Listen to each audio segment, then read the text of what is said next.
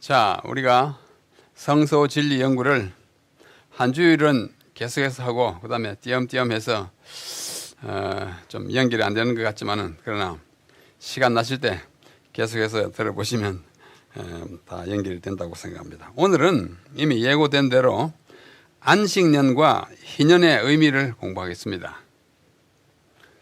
안식년에 대하여 또는 희년에 대하여 설교하는 일이 거의 없습니다. 그러나 우리 성서 문제를 연구할 때는 또 중요한 부분이에요. 우리 구석의 계획에 있어서 그 나름의 의미가 뚜렷한 항목이기 때문에 오늘 이 두 개를 하나씩 하면 좋은데 이제 너무 시간이 길어지니까 한꺼번에 좀 요약해서 하겠습니다. 우리가 절기를 공부를 쭉 해왔습니다. 봄절기 4개 있었고 그 다음에 가을절기 3개 이미 다 살펴보았습니다. 하나도 빠짐없이. 이것이 초림과 재림을 상징적으로 또 이렇게 공부시키는 그런 것이라는 것도 함께 공부했습니다. 그 다음에 이제 안식일에 대하여 우리가 이미 공부했고 기타 절기 가운데 남아있는 것이 안식년과 희년입니다. 안식년은 매 7년마다 한 번씩 오는 것이고 희년은 매 50년, 정확하게는 49년 만에 한 번씩 오는데 굉장히 인터벌이 길죠. 한 번 지키고 나서 평생에 뭐 한 번 지킬까 말까, 이제 2번 지킬까 말까 하는 것입니다. 그 다음에 이 두 절기가 성경에 있긴 있지만은 성소 제도와 직접 관련된 아닌 것이 아니어서 이번 성소 연구에는 포함되지 않을 것입니다만은 이 두 절기가 있다는 것은 이해해 주시면 좋겠습니다. 자, 먼저 안식년은 무슨 해인가? 안식년은 무슨 해인가? 7년마다 한 번씩 와서 그냥 쉬고 가는가? 우리 자세히 공부해 보겠습니다. 영어로 뭐 이렇게 sabbatical year라고 주로 말하고 조금 더 풀어서 말하면 year of sabbatical rest, 안식의 쉼의 해라. 히브리 말로는 샤낫 샤부톤이라고 하는데 샤낫는 말은 해란 뜻이고 샤나 샤부톤은 말은 안식의 해다 이런 뜻입니다. 이 안식년의 기원은 모든 절기들에 대한 설명이 있는 레위 23장 10절로 11절에 1차적으로 나옵니다. 제가 한번 읽겠습니다. 너는 6년 동안은 너희 땅에 파종하여 그 소산을 거두고 다시 말해서 농사를 잘 짓고 제7년에는 갈지 말고 묵혀두어서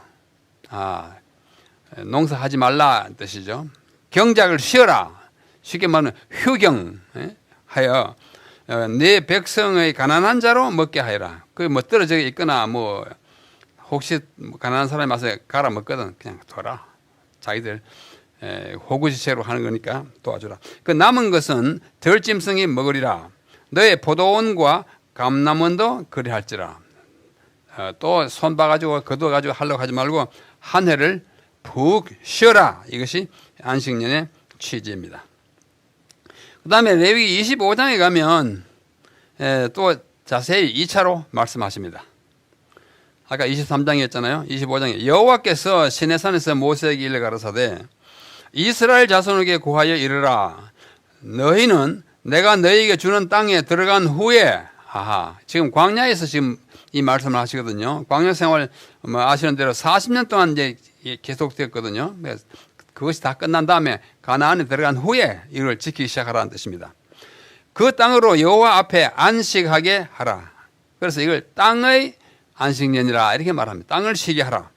너는 6년 동안 그 밭에 파종하며 6년 동안 그 포도원을 다스려 그 열매를 거둘 것이나 제7년에는 땅으로 쉬어 안식하게 할지니. 주로 대상이 안식의 주체랄까 대상이랄까 땅이에요.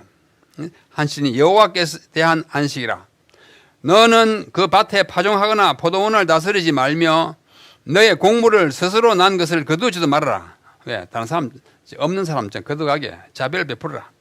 다스리지 아니한 포도나무에 맺은 열매를 거두지 말아라. 이는 땅의 안식년임이라. 분명히 나오잖아요. 무슨 안식년은 땅의 안식년이에요. 주로 땅에 관한 얘기예요. 안식년의 소출은 너희의 먹을 것이니 너와 내 남종이나 내 여종이나 내 품꾼과 너와 함께 거하는 객과 내 육축과 내 땅에 있는 들짐승이 다 그 소산으로 식물을 삼을지니라. 거두지 말고 스스로 난 거 그냥 먹든지 아니면 나오면 주라. 아주 좀 이것을 안식년이라 이렇게 표현합니다. 자, 좀 곁길로 좀 나가서 저기 빨간 엑스커시스라는 말은 좀 산책 삼아 어디 바깥에 잠깐 나갔다 오는 것입니다. 이걸 학문하는 사람들이 주로 본론에서 잠깐 벗어나는 걸 엑스커시스라고 그래요. 우리가 지금 제7년 안식년에 대해서 이야기하니까 숫자 7의 의미에 대해서 좀 살펴보고자 합니다. 성경에서 7이라는 숫자만큼 자주 쓰이면서도 또 중요한 의미를 가진 수가 없습니다. 태초에 천지를 창조하실 때에 그때부터 구속의 역사를 마치실 때까지 하나님께서는 많은 역사와 사건 그리고 예언들을 7이라고 하는 이 수 개념을 윤곽으로 하여 전개하셨습니다.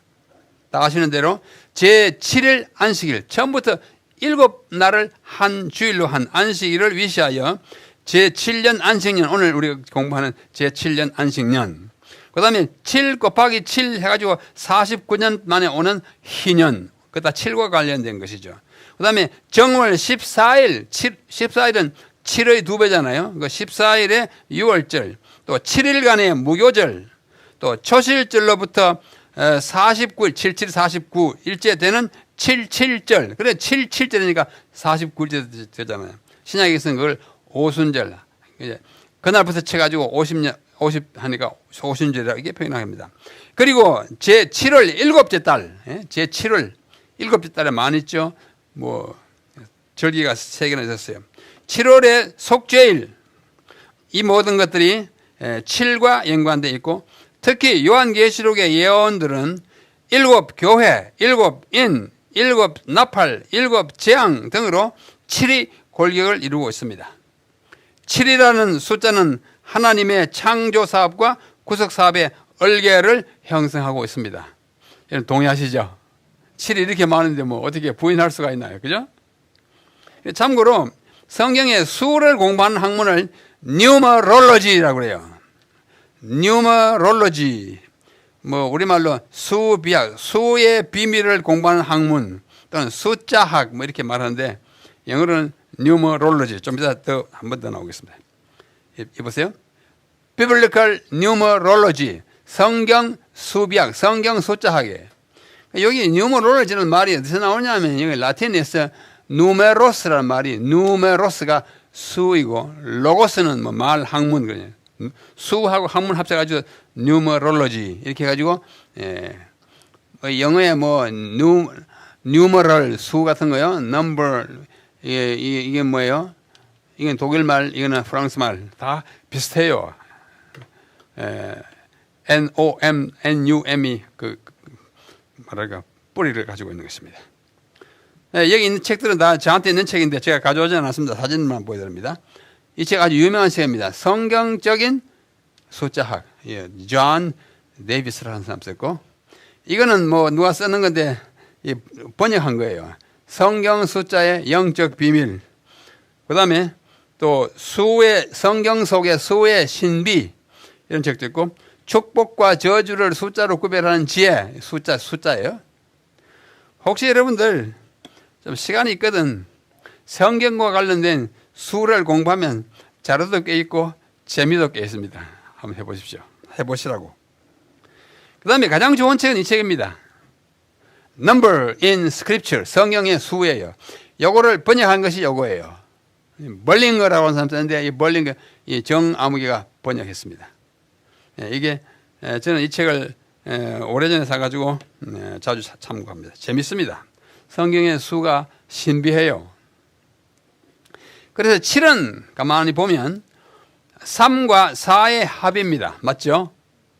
3과 4의 합. 7은 3 더하기 4예요. 그러면 3이 뭐냐? 3은 하나님의 존재 양상인 삼위. 하나님은 늘 3이에요. 성삼위. 그렇죠? 성부와 성자, 성령. 그죠? 그 다음에 하늘이 셋이에요. 성경에는. 새 하늘이에요. 우리가 보는 이 대기권의 하늘, 비행기가 날고 새가 날고 하는 거예요, 하늘. 그 다음에 거기서 그 올라가면 벗어난 공기가 없는 데가 있습니다. 그 둘째 하늘.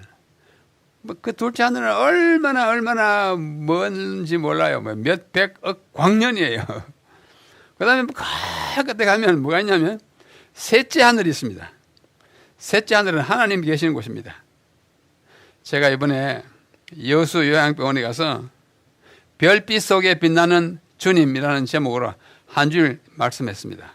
아침 시간에, 저녁 시간에는 이제 딴 얘기하고, 아니야, 저녁 시간에 별이 나야 하니까. 별에 대하여 성경이 말하는 별에 대한 이야기가 많습니다. 네, 그걸 한 줄 다뤘는데, 이 우주의 이 구조는요, 신비하고도 재미있고 은혜롭습니다. 우리가 성경과 또 영감의 글들을 참고해 보면 별의 세계는 우리에게 엄청난 감동을 주는 것이에요. 그래서 하여튼 하늘이, 성경이 말하는 하늘은 아주 단순합니다. 첫째 하늘, 둘째 하늘, 셋째 하늘. 바울이 고린도후서에 보면 셋째 하늘에 갔다 온 얘기를 하잖아요. 하나님 만나고 온 얘기. 그래서 3은 하나님의 숫자이면서 하나님, 그 다음에 하늘 그를 가리키는 거예요. 그 다음 4는 뭐냐?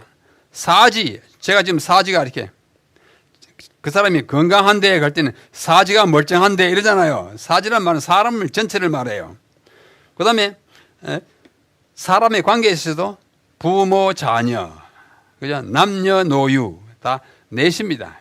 통틀어서 사는 사람의 수이고, 그 다음에 사방, 동서남북. 사람들이 사방에서 모여졌다 그러면 동쪽에 하나, 서쪽에 하나, 그게 아니고 온 전지에서 모여서 세계를 나타낸 사방 관련하여 사람의 수 또는 땅의 수가 4이고 하나님의 수 또는 하늘의 수가 3인데 이 3과 4를 더하면 7인데 이는 신인의 연합과 천지의 총계로서 완전을 상징합니다. 그럴 수 있겠죠? 그 다음에 3 더하기 4는 그렇고 3 곱하기 4는 12는 이걸 곱했으니까 요거는 완전, 이거는 충만을 의미합니다. 12는 충만해요. 그래서 12로 이루어진 것 다 보면 충만합니다. 12지파 충만합니다. 그죠? 12보석 충만하고 12사도 마침내 12진주면 특별히 12달 어제로서 음력 12달 다 끝나고 충만하고 오늘 새로 시작하잖아요. 충만이에요. 그런데 이 12 충만에다 또 충만을 곱하면 144인데 거기다 또 1000을 곱하면 14만 4천이잖아요. 충만 곱하기 점은 우리나라 1000을 옛날에 점은 그랬죠. 꽉 찬 거예요. 14만 4천. 상징적인 숫자입니다. 그래서 안식년은 그 중에 하나인 7째 해예요. 안식년은 또한 성경에서 말하기를 신명기 15장에 보면 면제년이라고도 합니다. 면제해주는 해예요. 매 7년 끝에 면제하라. 신명기 나오죠. 면제의 규례는 이러하니라. 무릇 그 이웃에게 꾸어준 채주, 채권자, 또 꾸어간 사람은 채무자 그러잖아요. 그 채권자, 채주는 그것을 면제해주고 돈 꾸어졌냐?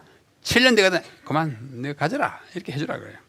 그 이웃에게나 그 형제에게 독촉하지 말지니 이 해는 면제년이라 칭함이니라. 신명기 15장. 면제는 셔미타, 면제라는 셔미타, 영어로는 remission, 면제. 오케이. 탕감 이렇게 하는 거예요. 좋은 해죠.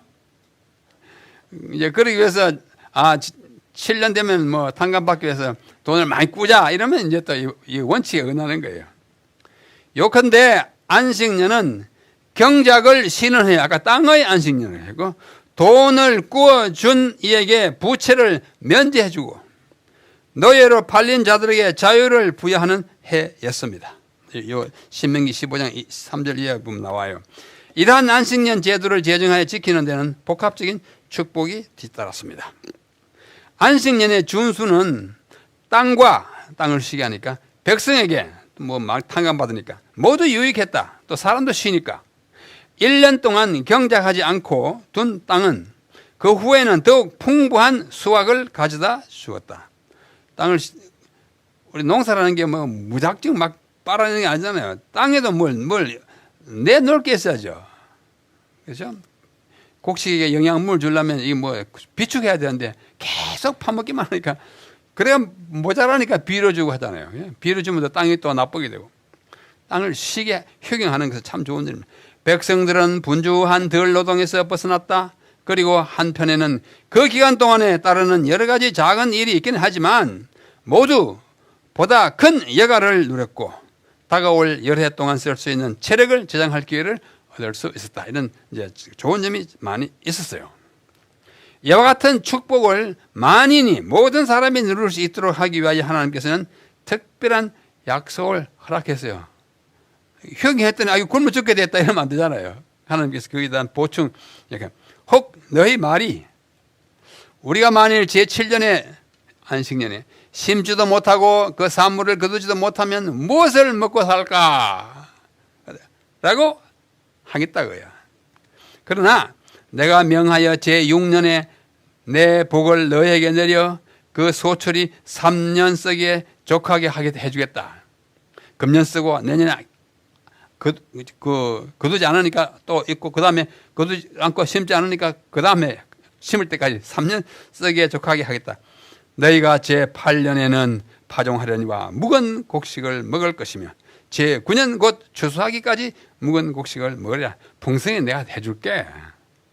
하나님은 대책 없이 뭘 하라 그러지 않습니다. 우리가 굶어 죽게 하기 위해서 안식일을 지키라 그러지 않잖아요. 약간은 손해를 보긴 해요. 직장에서 뭐 쫓겨난다든지 뭐 하지만 그러나 굶어 죽게 하지 않습니다. 하나님의 대책이 다 우리에게 주어지는 것입니다. 그리고 신명기 15장 4절로 6절에 보면 네가 만일 네 하나님 여호와의 말씀을 듣고 내가 오늘날 네게 명하는 그 명령을 다 지켜 행하면 항상 조건이에요. 네 하나님 여호와께서 네게 유업으로 주신 땅에서 네가 정령 뭘 받으리니? 복을 받으리니. 오늘 우리가 복 비는 날이죠. 설날에. 복 많이 받으십시오. 복 진짜 잘 받으려면 안식년을 잘 지키십시오. 오늘날 제도는 좀 달라집니다만 복을 얻으리니 너희 중에 가난한 자가 없으리라. 아사 굶어 죽는 사람도 없으리라. 네 하나님 여호와께서 내게 허락하신 대로 내게 복을 주시리니 네가 여러 나라에 구워 줄지라도 너는 구이지 아니하고 내가 여러 나라에 치리할지라도 치리함을 받지 아니하리라. 이런 보장이 있는데 우리가 못 지키면 정말 연약하다, 믿음이 없다 할 수밖에 없습니다. 자, 계속해서 이렇게 말씀합니다. 길어요. 내 하나님 여호와께서 내게 주신 땅 어느 성읍에서든지 가난한 형제가 너와 함께 거주하거든. 항상 우리 주변에 가난한 사람이 있어요. 우리도 가난한 때가 있었고 우리보다 더 가난한 사람이 늘 있어요. 그 가난한 형제에게 네 마음을 완악하게 하지 말며 네 손을 움켜쥐지 말고 반드시 네 손을 그에게 펴서 그에게 필요한 대로 쓸 것을 넉넉히 구워주라. 삼가 너는 마음에 악한 생각을 품지 말라. 딱 그 뭐지가 요걸 내 먹고 살아야지. 저 구우러 온 사람들 문제 박대하고 그러지 말라고요. 악한 생각이에요. 곧 이러기를 일곱째 해 면제년이 가까이 왔으니까 이걸 구워져 버리면 받지도 못하는데 구워주지 말자. 이런 생각하지 말라고요. 하고 내 궁핍한 형제를 악한 눈으로 바라보며 아무것도 주지 아니하면 악한 눈으로 그랬어요. 그가 너를 여호와께 호소하리니 그것이 네게 죄가 되리라. 하나님 백성은 참 넉넉하기를 마음이 좀 풍족하기를 넉넉히 돕기를 하나님 늘 기대하셔요. 자, 너는 반드시 그에게 줄 것이요 줄 때는 아끼는 마음을 품지 말 것이니라. 이로 말미암아 네 하나님 여호와께서 네가 하는 모든 일과 네 손에 닿는 모든 일에 내게 복을 주시리라. 보장했으니까 할 만합니다. 이렇게 보장했는데도 안 하면 그게 참 죄가 돼요. 땅에는 언제든지 뭐가 있고요? 가난한 자가 있고 그치지 아니하겠으므로 내가 네게 명령하여 이르노니 너는 반드시 내 땅 안에 내 형제 중 곤란한 자와 궁핍한 자에게 내 손을 어떻게 해요? 펼치니라. 펴라. 이것이 하나님의 분부이자 또 약속이기도 합니다. 이렇게 했음에도 불구하고 유대인들이 히브리인들이 이 안식년을 잘 지켰을까요? 안 지켰을까요? 안 지켰어요. 그 시험을 견디지 못하고 안 지켰습니다. 그래서 이런 좀 야박한 규례를 만들었어요. 후기 유대인의 안식년을 지키는 방법을 한번 보십시오. 자, 상업적인 문제, 이런 부채의 탕감, 내가 자 100만 원 꽂았다. 몇 년 후에 안식년이 와가지고 그 안 받으면 어떻게 해요? 너무 손해다 싶어가지고 얄팍한 꾀를 냈어요. 어떻게 했냐면 안식년이 끝나기 전에 그 진 부채를 3인으로 구성된 임시 법원을 만들어 그 법원의 기탁 예치함으로 갚은 것으로 간주하고 안식년이 지나가면 다시 부채가 유지되도록 이렇게 얄팍한 꾀를 썼어요. 예? 꽂은 돈을 3인에게 나한테 갚지는 말라 그랬으니까 했다가 나중에 안식년이 끝난 다음에 그걸 도로 이 사람이 줘서 그 다음 나한테 진 부채는 이제 안식년이 지나갔으니까 다시 나한테 부채 갚을 뭐랄까 의무감을 지니게 이렇게 한 것입니다. 또 토지는 농업적인 문제는 어떻게 했냐면 토지의 휴경을 갈지 말긴 해야겠는데 안 갈라니까 참 안 돼가지고 어떻게 했냐면 유대인이 국가로 존재하지 않고 흩어져 있는 동안에 뭐 2000년 동안 흩어져 있었어요. 1948년에 비로소 이스라엘이라는 나라가 현대 국가가 이제 유엔의 도움으로 세우기, 그 전까지 흩어졌을 동안에는 지키지 않았습니다. 그냥 너희 땅에 들어가거든 가나안에 가거든 지키라 했기 때문에 딴 데 흩어질 때는 지킬 의무가 없다고 생각했어요. 굉장히 문자적으로 그렇게 생각했어요. 그래서 1948년에 이스라엘이라는 국가로 독립된 후부터 정통 유대인들은 안식을 어떻게 지켰냐? 안식년에 농사를 짓지 않고 부족한 식량은 아랍인들의 농산물을 사서 먹거나 외국에서 수입해서 먹고 있습니다. 지금도 그렇게 하고 있어요. 정통 유대인은 안식년을 지킵니다. 효경합니다. 그러나 거기서 나오는 것이 부족하다고 생각하면 아랍인들은 안식년이 없으니까 같이 아랍인들 같이 살아요. 이웃에 같이 살아요. 그 사람들에게 했습니다. 또 다른 방법으로는 안식년 동안에는 땅을 이방인에게 서류상으로 형식적으로 팔았어요. 안식년이 오면은 바로 전에 팔아가지고 당시 1년 동안 갈아가지고 좀 이제 소장료 받겠죠. 또 팔았으니까 돈을 받았잖아요. 그 다음에 안식년 지나가면 그걸 또 도로 사요. 이렇게 휴경은 명목상으로 하지만 어떻게 해요? 팔았으니까 돈을 받았잖아요. 이런 식으로 했습니다. 그래서 편법을 썼어요. 편법을. 그래서 농업 이외의 산업에는 안식년을 적용하지 않았습니다. 다른 직업 많잖아요. 안식년 적용하지 않았어요. 그것이 후기 유대인들의 안식년이고 거의 모두가 안식년을 지키지 않게 되었습니다. 자, 그 정도로 하고 희년은 무슨 의미인가? 희년은 뭐 헬라어로 이렇게 하고 뭐 이렇게 하는데 다 잊어버려도 괜찮아요. 두 단어만. 주빌리, 요거 주빌리. 그 다음에 요벨, 요게 히브리어인데 주빌리 영어입니다. 희년을 주빌리라고 그래요. 요거는 요벨 양각 나팔을 부르기 때문이죠. 희년은 몇 년 만에 옵니까? 50년 만에 옵니다. 그런데 엄격하게 말하면 49년이에요. 자, 희년 레위기 25장 10절로 12절입니다.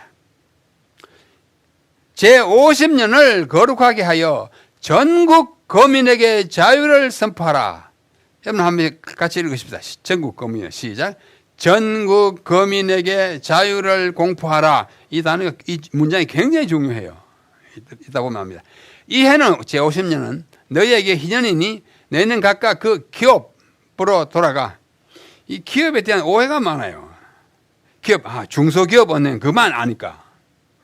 이건 중소기업하고 다 관련이 없어요. 벌써 지나가 버렸네. 지나가면 안 되는데.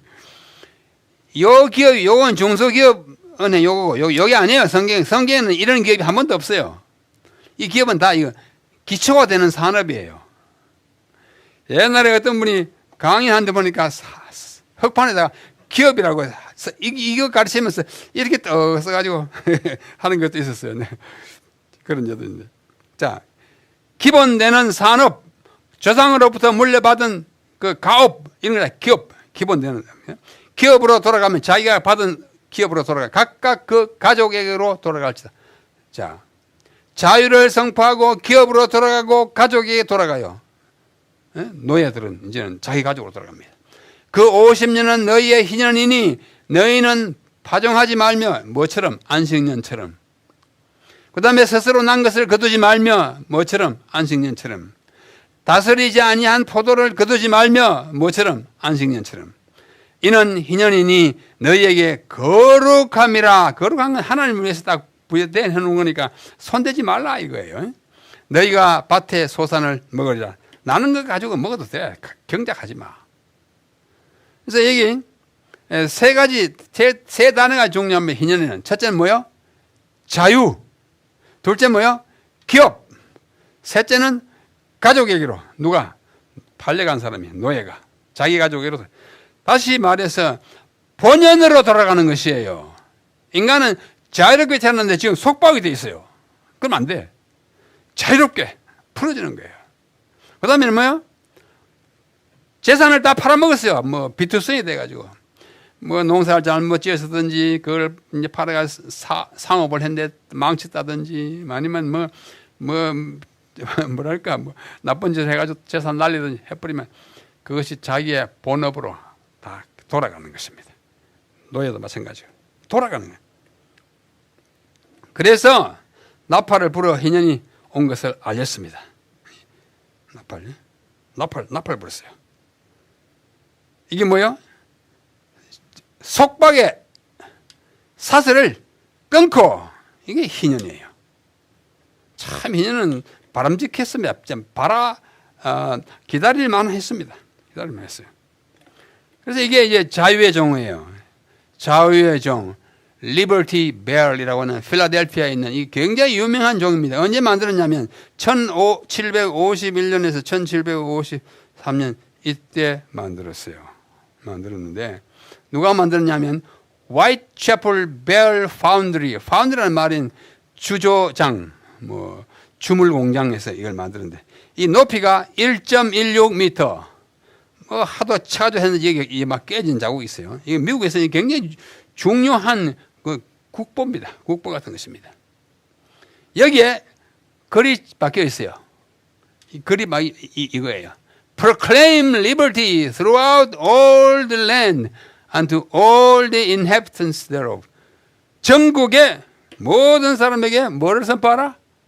자유를 선포해. 이게 레위기 25장 10절의 말씀이에요. 여기 딱 써놨어요. 여기 자세히 보면 레위기 뭐에 나옵니다. 여기에 다 나와요. 이거 하도 유명한 것이어서 전국 거민에게 자유를 공포하라. 여기 딱 쓰였습니다. 나중에 한번 자세히 보시면 여기 보면 레위기 써놨죠. 레위기 25장 10절 여기 쭉 돌아가면서 써놨습니다.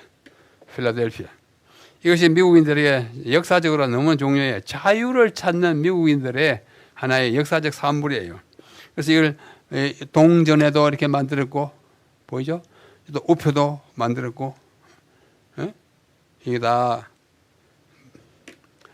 말하자면 뭐 우리 같으면 뭐 3.1절 기념 같은 건 아주 비슷한 자유를 찾는 백성들의 그 이야기인 것이. 그게 구절이 뭐냐면 레위기 25장 10절의 말씀입니다. 그래서 희년을 어떻게 지켰는지 오늘 좀 자세히 말씀드리고자 합니다. 첫째는 나팔을 불어 희년이 온 것을 알렸습니다. 제가 오늘 나팔 또 가져왔습니다. 세 번째 가져왔습니다. 나팔 제가 언제 가져왔는지 기억나십니까? 무슨 절에? 나팔절에 물론. 언제요? 7월 초하루 설날. 그 설날이었어요. 그것이 밀력으로 설날이 오늘 바로 설날이잖아요. 설날이었어요. 또 둘째로 나팔 한번 가져 부르는데 언제 가져 불었어요? 안식일 할 때. 매 안식일 그러니까 금요일 오늘날 말하면 오후 3시경이 되면은 나팔 부는 그 장소가 있었어요. 그죠? 그 나팔 부는 장소 표시가 떨어져 가지고 있는 그 박물관에 있다고 보여드렸잖아요. 나팔을 부는 경우가 3번이에요. 경우는 3번인데 날짜는 뭐 굉장히 많아요.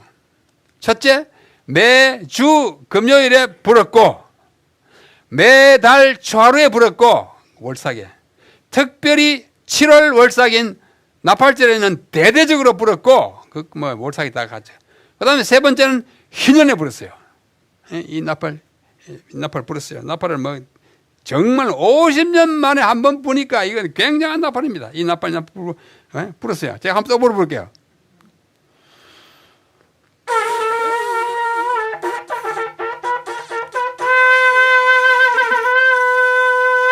이 들으면은 뭐가 왔다? 자유가 왔다. 막 자기 집으로 쫓아가요. 예? 나 이제 뭐로부터 해방됐다? 부채로부터. 이제 나 이제 빚 없다. 기뻐요, 안 기뻐요? 뭐 굉장히 기쁜 날이었어요. 이거 막 불어요. 그런데 와서는 이런 나팔도 옵니다. 뭐 이제 저거 시원찮아 가지고 긴 나팔 되고 뛰다 쌍나팔을 불러들이면 전국에 자유를 선포하는데 옛날에 그랬어요. 근데 지금은 희년을 잘 안 지켜. 자, 이따 볼게요. 하여튼 나팔입니다. 나팔이 불어 희년이 온 것을 알립니다. 신년 곧 나팔절에 나팔을 부는 것과 같이 하되 신년에는 숫 양의 뿔로 나팔을 만들 부르고 희년에는 염소의 뿔로 만든 나팔. 이게 염소 뿔입니다. 나팔을 부는 것은 기쁨의 표현이었다. 영어로 주빌리, 아까 얘기했죠? 주빌리는 히브리어 요벨, 양의 뿔 또는 염소의 뿔. 희년에서 이 요벨, 여기 Y지만 J를 써도 발음이 요입니다. 요벨, 유빌리, 주빌리 단어이고 영어 주빌런트 하면은 기쁨이 충만한 그런 형용사죠. 기뻐하는, 좋아하는 이라는 뜻입니다. 해방과 회복의 날이 이르러 온 것을 기뻐하는 표시로 대대적으로 나팔을 불었어요. 나팔을 뭐 얼마나 50년 만에 한 나팔 요즘 막 부대를 갖다 놓고 했을 겁니다. 둘째, 자유를 공포하고 기업으로 돌아갑니다. 제50년을 거룩하게 하여 전국 거민에게 자유를 공포하라. 이게 레위기 25장 10절이에요. 잊어버리지 마십시오. 레위기 25장 전국 거민에게 자유를 공포하라. 미국에 뭐 노예를 해방시키고 할 때 이 구절이 참 힘을 가졌어요. 이해는 너희에게 희년이니 너희는 각각 그 기업으로 돌아가고. 제가 또 한 번 더 썼어요. 자꾸 이 기업을 생각할까 싶어서. 돌아가면 각각 그 가족에게로, 누가는 노예들은 각각 자기 가족에게로 돌아가라. 다 돌아가는 거야. 돌아가는 거야. 인간 본연의 자유인으로 돌아가고, 인간 본연의 어디야 부채 없는 홀가분한 마음으로 돌아가고, 인간 본연이 자기가 태어나서 자란 집으로 돌아가는 것입니다. 이게 희년이에요. 자유와 소유의 회복을 말하는 것입니다.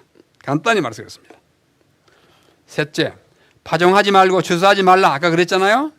레위기 25장 그랬어요. 너희는 파종하지 말며 스스로 난 것을 거두지 말며 또 다스리지 않는 포도를 거두지 말라. 이는 거룩함이라. 너희 밭의 소산을 그냥 인대로 먹으라. 천년계의 착취를 예방하는 거예요. 계속 쓰면 땅이 이게 감당할 수가 없어. 뭘 자기가 무슨 영양분을 또 뭐 이렇게 좀 간직해야 나무 뿌리에다 뭘 제공이나 하지. 예?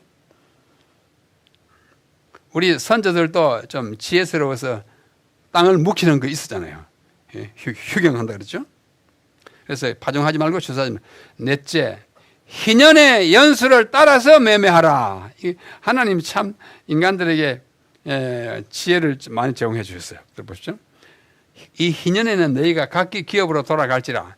네 이웃에게 팔든지 네 이웃의 손에서 사거든 너희는 서로 속이지 마라. 희년 후의 연수를 따라서 너는 이웃에게 살 것이요. 얼마 남았으니까 그걸 미리 염두에 두고, 가령 뭐 밭의 가치가 100만 원을 합시다. 그런데 남아있는 해가 뭐 50년 남았으면 그 100 가치 있겠지만 한 30년 지나면 그 중에 뭐 5분의 3 지나갔으니까 요걸 가지고 사고 팔고 해라 그거예요. 그래야 크게 손해보는 사람 없고 또 횡재 만나는 사람 없고 정직하게 해라. 속이지 말고 정직하게 해라. 그래서 너는 그렇게 이웃에 사거나 팔거나 하시고 그 연배를 얻을 수 있는 연수를 따라서 그 밭에 곡식 같은 팔 것인즉 연수가 많으면 너는 그 값을 많게 하고 연수가 남아있는 연수가 희년까지 있는 연수가 적으면 너는 그 값을 적게 할지니 그가 그 열매의 다소를 따라서 너희가 팔 거냐. 정직하고 공정한 매매를 하라는 뜻입니다. 자, 이해가시죠? 하나님이 합리적으로 시켰어요. 서로 속이지 말고 하나님을 경외하라. 또다시 말합니다. 17절에 너희는 서로 속이지 말고 너희의 하나님을 경외하라. 나는 너희 하나님을. 이웃에 속이지 말고 하나님 앞에 하듯이 정직하게 하라. 이게 뭐요? 한자가 어렵지만 사기 금지. 사기 치지 마라. 하나님 그렇게 말씀하셨어요. 그 다음에 6번째, 휴경, 경작을 쉰다고 걱정하지 말라 그랬어요. 땅은 그 산물을 내리니 너희가 배불리 먹고 거기에 안전히 거하리라. 혹 너희 말이 우리가 만일 제7년에 심지도 못하고 그 산물을 거두지도 못하면 무엇을 먹으리오 하겠으나 내가 명하여 제6년에 내 복을 너희에게 내려 그 소출이 3년 썩기에 족하게 하게 주겠다. 너희가 제8년에는 파종하려니와 묵은 곡식을 먹을 것이며 제9년 곧 추수하기까지 묵은 곡식을 먹도록 충분히 내가 복을 주어서 소산을 많이 내게 해주겠다. 우리의 생명의 주를 신뢰하려. 희년 지키게 하면서 굶어 죽어가지고 우리의 생명이 없어지게 그렇게 하지 않는다. 하나님을 신뢰하라고. 신뢰가 바탕이 된 것입니다. 토지는 하나님의 것이니 영구히 팔지 말라 그랬습니다. 팔기는 팔되 언젠가 돌아오게.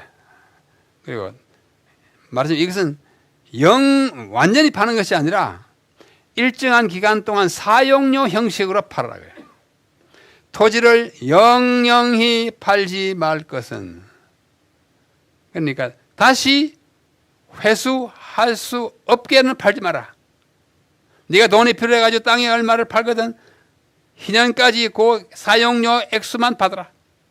토지는 다 내 것이니라. 이거 토지의 신본주의라 이렇게 말해요.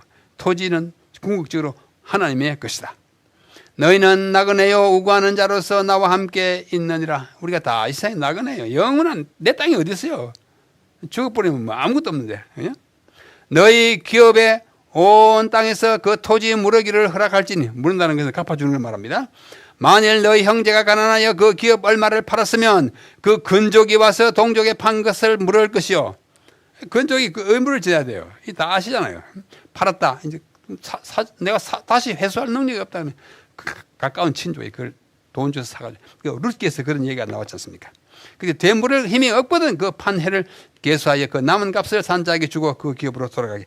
궁극적으로 나의 조상으로부터 물려받은 땅은 궁극적으로 나한테 돌아오도록 너희들 사회 구조를 그렇게 해가지고 살아라 하는 것입니다.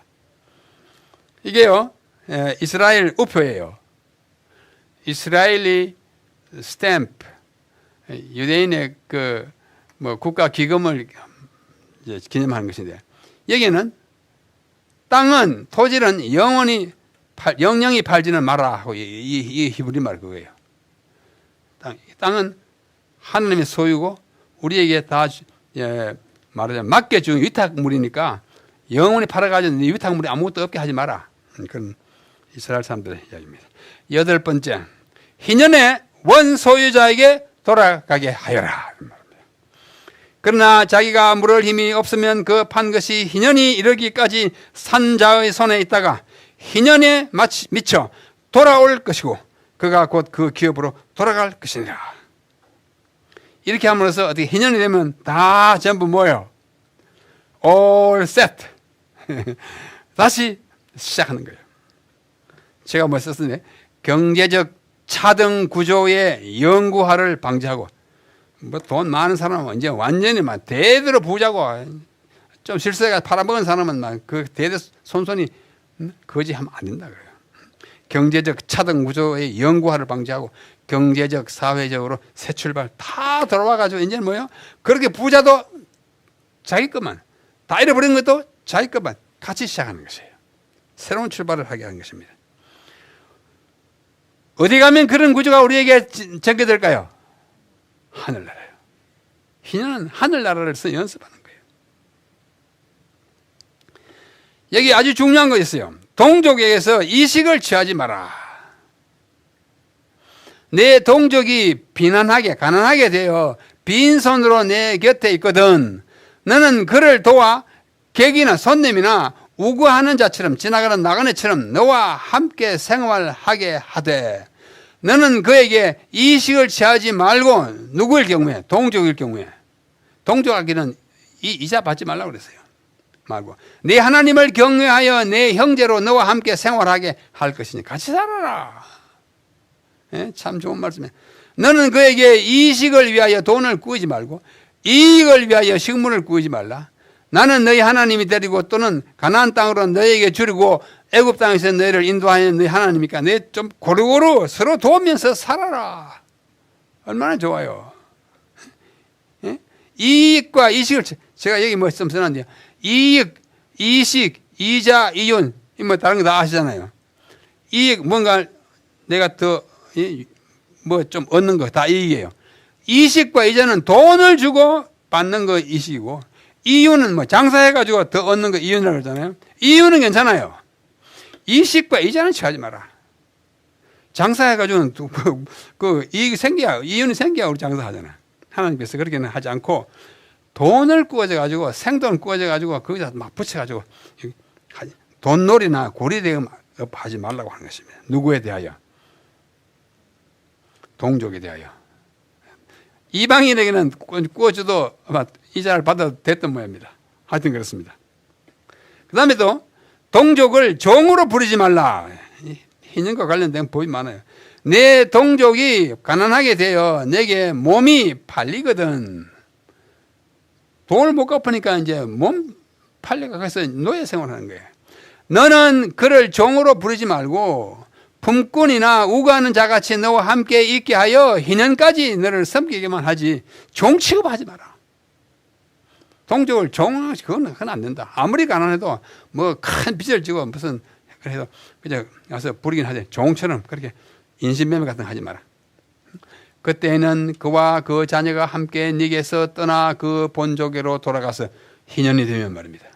본족에 돌아가서. 그죠? 조상의 기업을 회복하리라. 그들은 내가 애굽 땅에서 인도하여 낸 바 나의 품꾼인즉 종으로 팔리지 말 것이라. 너는 그를 엄하게 부리지 말고 너희 하나님을 경외하라.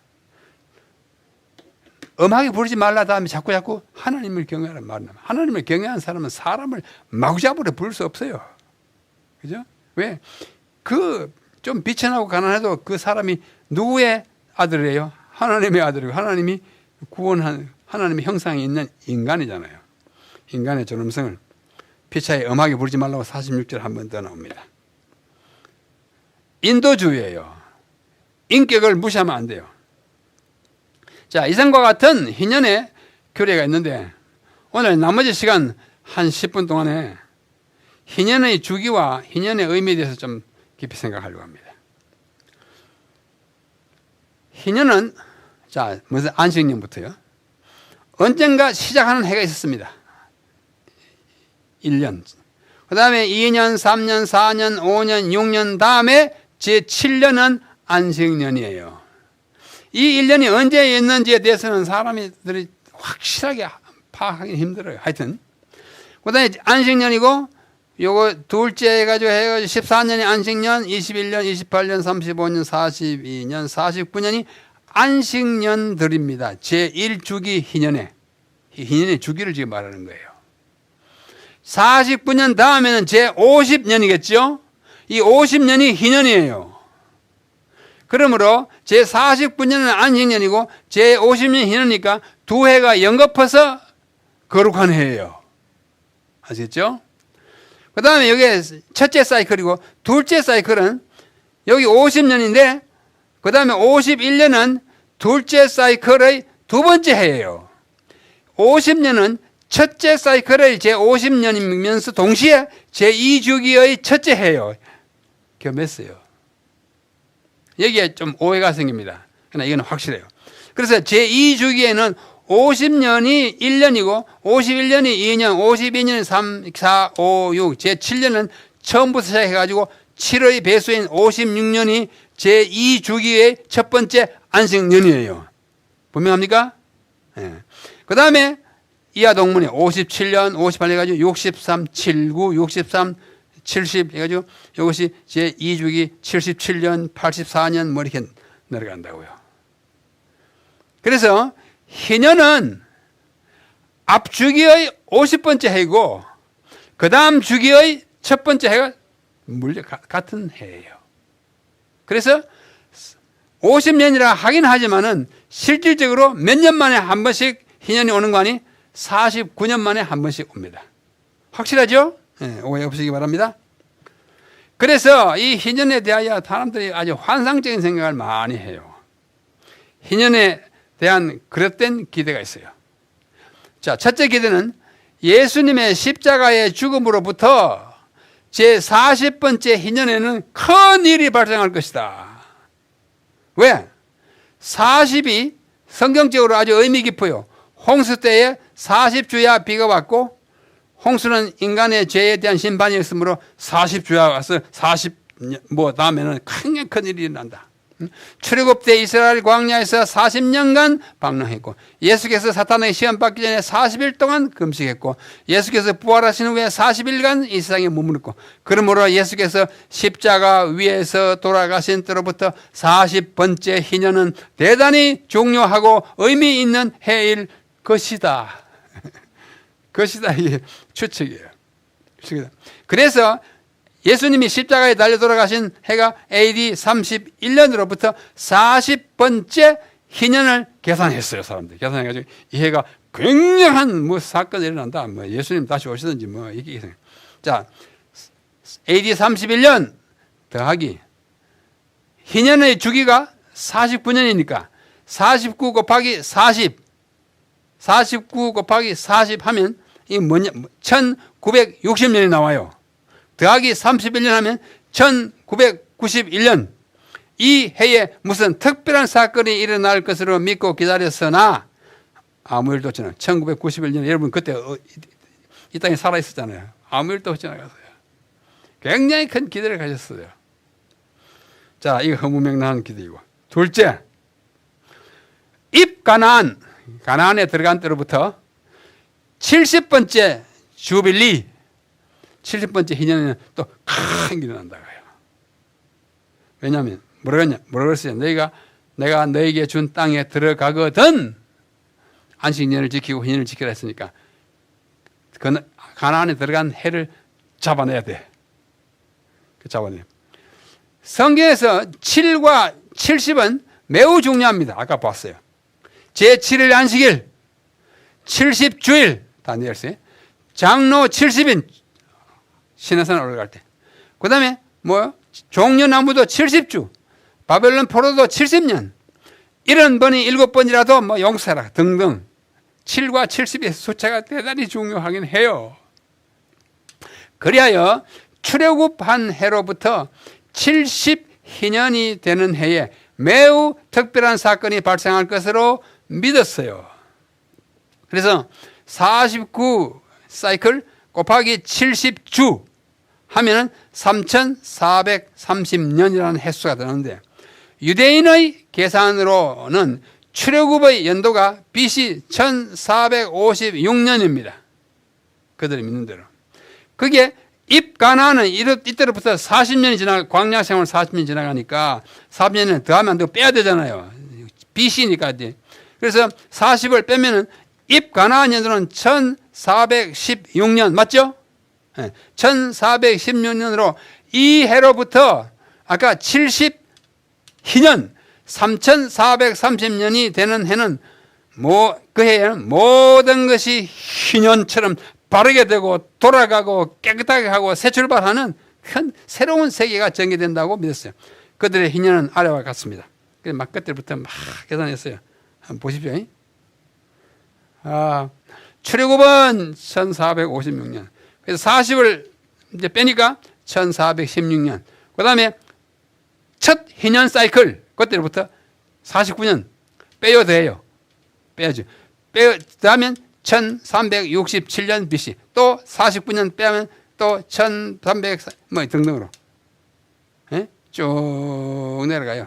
다 49씩 다 뺐습니다. 제1희년, 2희년, 3년, 4년, 5년 해가지고 제50희년이 언제 있는 거 아니? 1035년 AD. 지금부터 한 얼마 전에. 자, 그래서 몇 주기 끝에? 70주기 같아.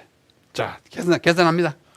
제 51희년 해가지고 70희년이 언제냐면 AD 2015년에서 2016년에 걸쳐져요. 왜냐하면 유대력과 지금 우리가 달리기 딱 맞지 않고 이렇게 걸쳐 있는 거 아시죠? 그래가지고 유대력으로는 5776년에서 5777년이고 우리가 쓰는 달력으로는 2015년에서 2016년을 걸쳐지는 이 해가 언제로부터 가나안에 들어갈 때로부터 70주기로 희년 되는 해였어요. 그래서 이 2000년이 지나자마자 이 해를 굉장히 은근히 막 기다리면서 막 그랬어요. 이러한 계산에 의하여 제 70번째 희년인 2015-16년이고요. 유대력으로 5776년을 매우 중요한 해로 인식하면서 무슨 굉장한 사건이 발생할 것으로 생각하고 기대하였다. 그러나 아무런 일도 없이 지나가고 말았어요. 그리스도의 재림과 같은 사건은 이런 계산에 의하여 결정되는 것이 아닙니다. 오직 예언의 성취와 하나님의 계획에 의하여서만 결정되는데 이걸 무리하게 예수님 십자가에 달린 때로부터 40희년 입가 안으로부터 70 해가지고 다 했지만 다 헛꿈이었습니다. 희년은 제50년의 제7월 곧 티슈리월 10일 속죄일이죠. 속죄일에 시작돼요. 그때부터 이 한 해는 앞으로 다가오는 한 해는 뭐다? 희년이다. 유대인의 전통은 이스라엘의 각 사람이 희년을 알리는 나팔소리를 9번씩 내어서 전국에 울렸습니다. 아까 제가 부르듯이 각 사람이 있는 대로 나팔 놔버렸어요. 50년에 한 번 만나니까. 자기 평생에 한 번, 두 번 만나는 경우 있지만 한 밖에 거의 못 만나는 이 희년에 한 번 나팔 부는 거예요. 고대 이스라엘의 희년을 알리는 나팔 소리는 주님의 마지막 나팔 소리의 전주와도 같은 것이었습니다. 고생스럽게 일하던 노예가 벌떡 일어나서 쇠고랑을 벗어 던져버렸고 속박 가운데 있던 모든 개인이 자유롭게 되었고 모든 사람이 그들의 자신의 땅으로 돌아가고 자기 고향 집으로 돌아가고 모든 토지가 원래의 주인에게로 돌아가는 좋은 해였습니다. 굉장히 좋은 해였어요.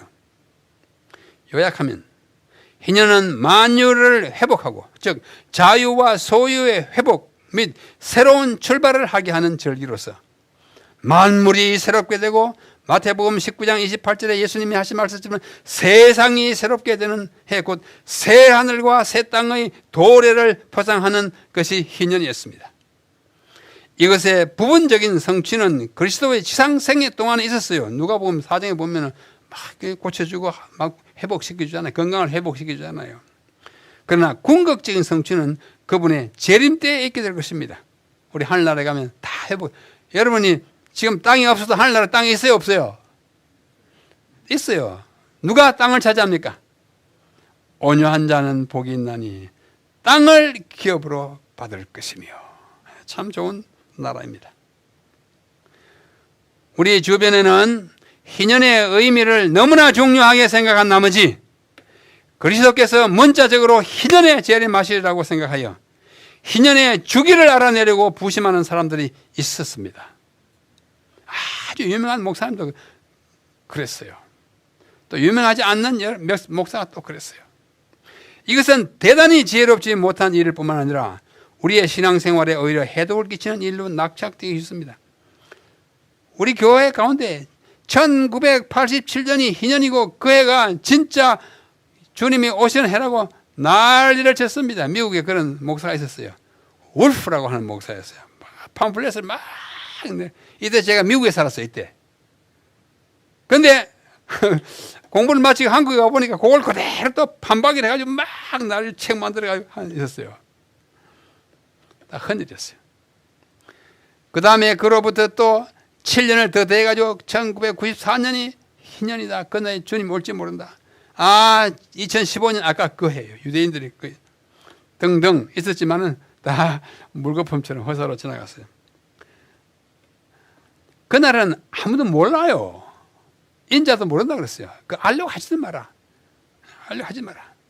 재림의 시기에 관해서는 그날과 그때는 아무도 모르나니 하늘의 천사들도 아들도 예수님이 지금 모르게 하겠습니까? 내가 인자로서 이 땅에 있는 한동안 사람은 나도 모른다. 그죠? 그 말이에요. 때와 기한은 아버지께서 자기의 권한에 두셨으니 너희의 알 바 아니요. 굉장히 배타적으로 말해요. 너희야, 그건 네 알 바가 아니야. 그래서 자꾸 날 받기를 좋아해요. 그러므로 다가오는 희년이 언제든지 간에 그 해에 주께서 재림하시리라고 믿거나 가르치는 것은 비성경적인 일입니다. 어떤 목사가 그래요. 나를 받는 어떤 해를 딱 받아놓으면 예수님이 그 해는 못 오신다고. 왜? 모른다고 그랬는데 억지 알아냈으니까 다른 해 올 거라고. 그렇게 말하는 분도 있습니다. 성경의 예언 기간에 있어서 최장 및 최후의 기간은 2300주야입니다. 그것은 1844년에 끝이 났고 그 이후의 기간에 있어서는 확실하게 정해진 시간이 하나도 없습니다. 재림의 시기를 정하는 것은 어떤 형태든지 주님의 뜻에 어긋나는 일입니다. 희년은 재림 후에 전개될 상황에 대한 예표이지 재림의 시기의 예표가 아니에요. 그러나 우리는 희년이 올 것을 기다리고 내다보고 있습니다. 지금 유대인들은 지키지 않고 있지만은 그러나 그날이 그 해를 정해놓고 기뻐하는 것은 좋은 일입니다. 희년이 다가오고 있습니다. 우리는 맞이할 준비를 하고 지금 없이 지내더라도 그때는 다 내 것이 있다는 걸 생각하고 지금은 좀 부자유할지라도 그때는 완전히 자유하다고 생각하고 우리는 부자유한 거 참 많아요. 지금 마스크 끼고 얼마나 부자유합니까? 그죠? 교회도 제대로 못 나가고 다 모여가지고 꽉 차야 되는데 이게 덤성덤성 앉아가지고 집에서 이렇게 뚝 펴놓고 엉클에 앉아가지고 빨리 탈피해야 돼요. 그죠? 그러나 이런 기물이 있어가지고 이런 때라도 집에서 예배를 동시에 예배 드리는 것은 또 얼마나 큰 특권입니까? 긍정적으로 보면. 그래서 이 땅에 안식년을 옛날처럼 날마다 지키지 않을지라도 희년을 그때처럼 나팔 불고 하지 않을지라도 희년이 오고 있다는 진정한 희년이 오고 있다는 사실을 생각하면서 기쁨으로 기대하다가 그때 우리는 모든 죄의 속박으로부터 해방되고 모든 이 세상의 빚진 것으로부터 다 탕감받고 우리의 몸도 다 회복되고 자유와 소유의 영원한 회복을 통하여 기쁨이 충만하고 영원히 행복한 그런 삶을 내다보면서 마음으로 희년을 지키는 주님의 신실한 백성 다 되시기를 간절히 바랍니다.